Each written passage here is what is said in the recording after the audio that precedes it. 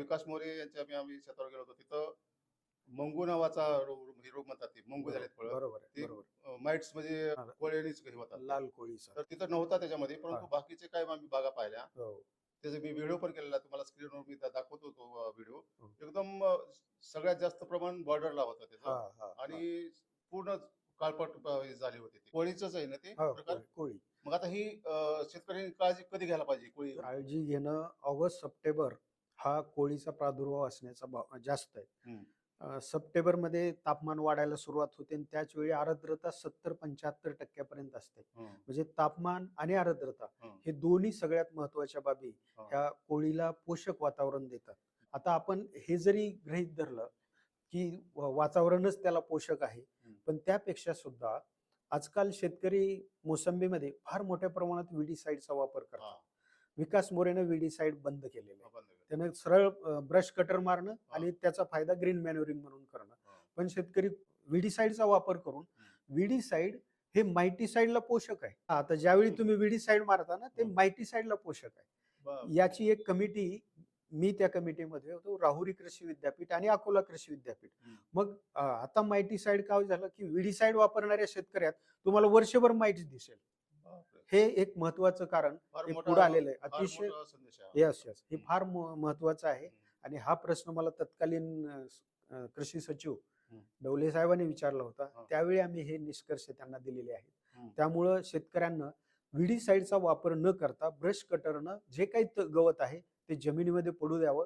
पाऊस पडला की त्याची कुजवण क्षमता वाढेल, कुजतील आणि मल्चिंग होते, कुजतंय आणि ग्रीन मॅन्युरिंग वाढतंय. त्यामुळे सेंद्रिय कर्ब वाढतंय. तर याचा वापर ज्यांनी केला त्याच्याकडे फक्त सप्टेंबर ऑक्टोबर मग या कालावधीमध्ये मायटीसाईडचा वापर करून, मायटीसाईडला निमार्क सुद्धा काम करतं. तुम्हाला फार भारी औषध आणून मारायची गरज नाही. अशा वेळी 15 दिवसाच्या अंतरानं साधं निमार्क स्वतः तयार केलेलं असेल किंवा मार्केटमधलं असेल, याचा जर वापर केला तर तुम्ही मायटीसाईड चांगल्यापैकी नियंत्रणात आणू शकतात. पण शेतकरी ते तसं करत नाहीत. आणि मग ज्या शेतकऱ्याच्या बागा ऊसाच्या बाजूला आहेत, ऊसाच्या कडेला आहेत, अशा ठिकाणी आर्द्रतेचं प्रमाण जास्त असतं, उष्णताही भरपूर असते. म्हणून काही बागेमध्ये कडेच्या लाईन इथं मायटीसाईडचा प्रादुर्भाव जास्त दिसतो. तर ते हळूहळू पसरत जातो. तो जबरदस्त पसरण्याची क्षमता सुद्धा त्याची जास्त आहे. तुम्ही जर दुर्लक्ष केलं तर 15 दिवसात तुमची 60 ते 75% फळं हे काळी पडायला लागतात. तर त्यासाठी शेतकऱ्यांना वेळीच लक्ष देऊन आपण साधी मायटीसाईडची फवारणी जर घेतली तर आपल्याला हा कोळी नियंत्रणात आणणं फार सोपं आहे. आणि तेवढं शेतकऱ्यांना जर केलं, त्यामुळे फळाची प्रत जरी बिघडत नसली तरी जो मध्य आपला व्यापारी आहे याला बोलण्यासाठी संधी मिळते आणि आपले मार्केट डाऊन करतो, हे लक्षात ठेवायचं. त्यासाठी अर्ध्यावर मार्केट आणतो, सगळी फळच काळी आहेत, सगळं असंच आहे. तुमच्या बागेत शिरल्या सगळ्यात महत्वाचं, बागवान सगळ्या निगेटिव्ह गोष्टी पाहतो आणि स्पष्ट बोलून दाखवतो. त्यामुळं आपलं मार्केट कसं डाऊन करता येईल हा त्याचा प्रयास असतो. त्यासाठी आपण त्याला कुठं स्कोप मिळणार नाही, वाव मिळणार नाही, याची जर काळजी घेतली तर आपले भाव सुद्धा टिकून राहतील. मला हे सगळं खाली गवतच दिसायला तुमचं. हो, खाली कॅमेरा घ्यावर. आता हे जर तुम्ही पाहिलं तर सगळं ही चिमूक काटा दिसायला लागला. कल्टिवेशनच नाही साहेब याच्यात. कल्टिवेशन बिलकुल नाही. हे फक्त ब्रश कटरना, तणनाशक नाही, काहीच नाही. ब्रश कटरना कट करतो, त्याच खत होते. म्हणजे तुम्ही तणनाशक सुद्धा वापरत बिलकुल नाही वापरत. आणि कुठली मशागत नाही? नाही, काहीच नाही. Zero tillage. Zero till. वर्षातून किती वेळेस कट होतं मग? जवळपास 4 वेळेस कट करतो वर्षातून. प्रत्येक 4 महिन्याला कटिंग होते म्हणजे होतेच. आणि मार्च, एप्रिल, मे मध्ये आपल्याला ज्यावेळेस टेम्परेचर सुरू होतं ना, त्यावेळेस मात्र आम्ही गवत राखूनच ठेवतो. हे गवत बिलकुल काढत नाही. हा, ते टेम्परेचर थोडं मेंटेन होतं. मायक्रो क्लायमेट तयार होतं, ह्युमिडिटी. त्याच्यानंतर ऑक्टोबर हीट मध्ये तुम्हाला गवत पाहिजेच तसं बागेत. कारण ते म्हणजे जेवढं गवत बागेत तेवढी तुमची ड्रॉपिंग होणार नाही. गवत जर तुम्ही काढलं तर 100% त्याला भाप लागणार, फाटूक तेरा येणार, पाऊस झाला तरी होणार.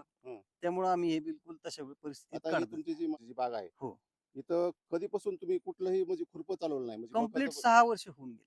कंप्लीट 6 वर्ष. कम्प्लीट 6 वर्ष. जमिनीचं सेंद्रिय कर्ब वगैरे वाढलेलं हो, आहे? खूप जो येतोय त्याचे एक ठराविक कालावधी. तुम्ही आता मंगू तुमच्या औरंगाबाद जिल्ह्यामध्ये, छत्रपती संभाजीनगर मध्ये थोडा लोकांना कळतं की मंगू कशाला म्हणायचं. काय मंगूने काय होतं, कसं असतं ते फळ टोटल काळ होतं, आपल्याच्यात दाखवायलाच नाही सर. काळ होतं का? हो, काळ काळ पाहिजे मंगू, त्याला काय म्हणता तुम्ही? कशाने होतं ते काळ? माइट्स मुळे. त्याच्यामुळे ते काळे होते. हो, बरेच होतात. लाल कोळी, काळा कोळी जास्त. कळीने तर खूप होतात. हो, खूप म्हणजे खूप. त्याला काय करता तुम्ही?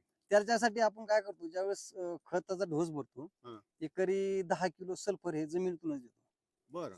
आणि ज्यावेळेस आपल्याला असं कुठं जाणवलं समजा, किंवा दुसरीकडे जरी ऐकायला आलंय हा. आपल्या जवळपास, हा. किंवा कुठेतरी प्रमाण वाढतंय, आपलं रोजचं निरीक्षण असतंच हा, आहे, हा, हा. पण जरी कळालंय हा. तर आपण त्यावेळेस एक तर हिट नसेल त्यावेळेस सल्फरचा वापर करतो, आणि जर तापमान असेल हा. याच्यात क्लायमेट मध्ये, हा. तर आपण एक इथिऑन नावाचं औषध ते एक स्प्रे घेतो, काय प्रमाण सल्फर 2 ml प्रति लिटर काय इथिऑन. आणि आणि सल्फर जे एकरी 10 किलो खालून टाकून देतो. खाली हा, आणि स्प्रे घेताना 2 ग्राम प्रमाणात ते पण घेतो. सल्फर पण हो हो वॉटर सोल्युबल हो, वॉटर